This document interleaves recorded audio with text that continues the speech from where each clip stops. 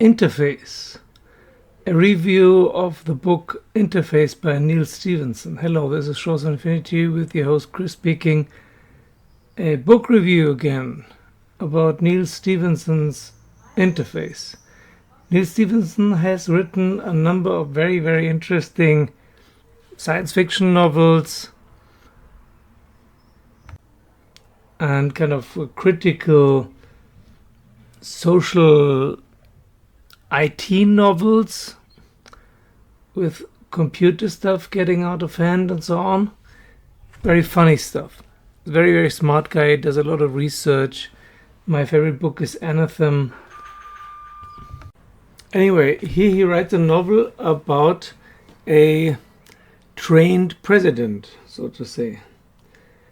It's about a syndicate of billionaire stock market investors who decide that the person who will probably be the next president, who will be elected the next president, will not be good for their portfolio.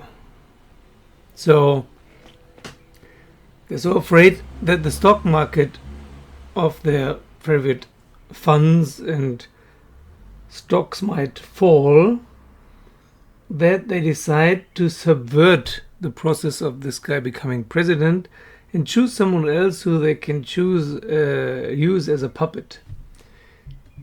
And then they call their broker genius, and the broker genius calls his fixer, and the fixer calls his team, and then they come up with this elaborate scheme that costs billions of dollars, but is still cheaper than their stocks and funds falling, to set stuff in motion with very new technology and so on. And another presidential candidate is having a stroke. And then they fund research to implant something, the interface, to implant something where they can retrain the brain of that candidate, which is more in line with what they want. And also they think, okay, if we can bring him back to functioning, we can also influence him via this computer interface. With this stimuli he gets, he can also be influenced and ultimately used as a puppet, so that these billionaire stockbrokers can influence their rising fortunes. Now the interesting thing is that this book has been written in 2005, nearly 20 years ago. And back then it was indeed science fiction. Now it is of course also complete science fiction. Nothing like that would ever happen. There are no billionaire syndicates who control the economy or the big pharma or industrial military complex. Stuff like that would be controlled, of course, by the government. It could never run free. And we could never have a brain-damaged president in any country, least of all the US of A, that is influenced and used as a puppet. That would never happen. Or some dark cabal influencing the elections, preventing someone else from winning the elections who would actually be the favorite candidate of the people. That's complete science fiction, of course. That could never happen. Still, it is interesting that someone thought it up 19 years ago. Very detailed, very fun to read, actually, this book.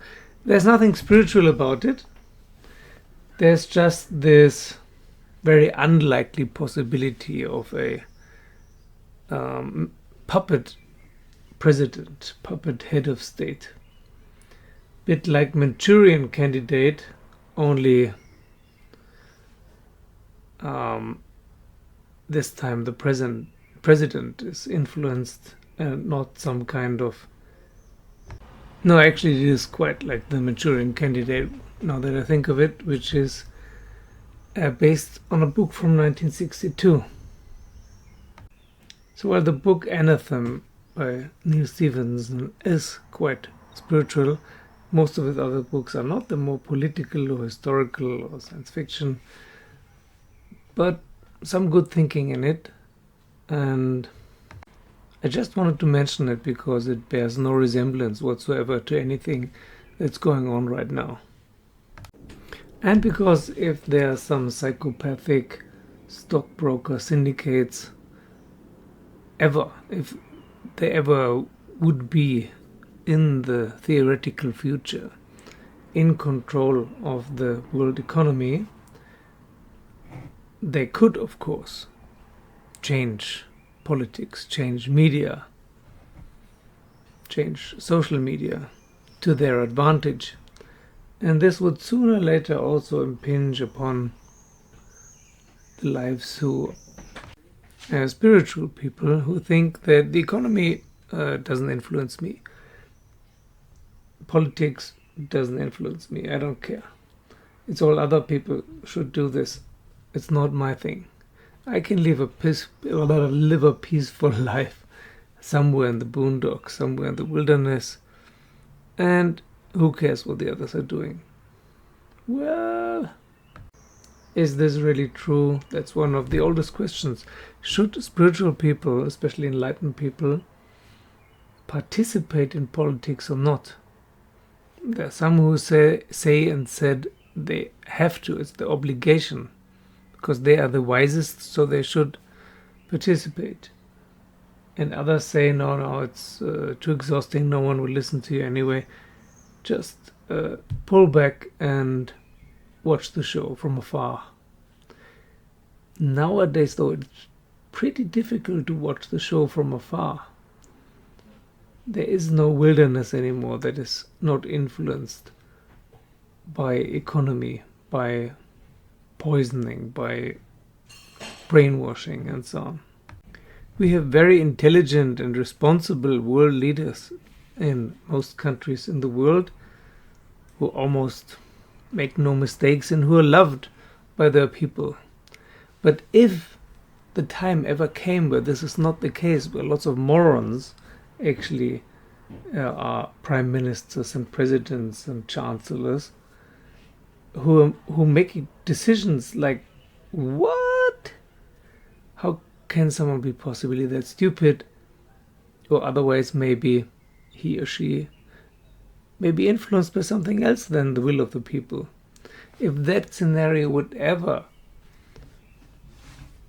happen, come to be in the future, then is it the responsibility of people who think their consciousness and awareness is above average to stop this or not? You can always say it's all part of Maya, of course. Still, it might get uncomfortable at some point. World War III, for example, that would be something that could become uncomfortable. Even to a guru sitting in a forest or a cave.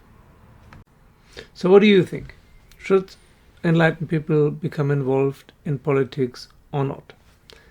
Thank you for liking and subscribing and joining me on Patreon. Thank you to all my patrons, and see you soon.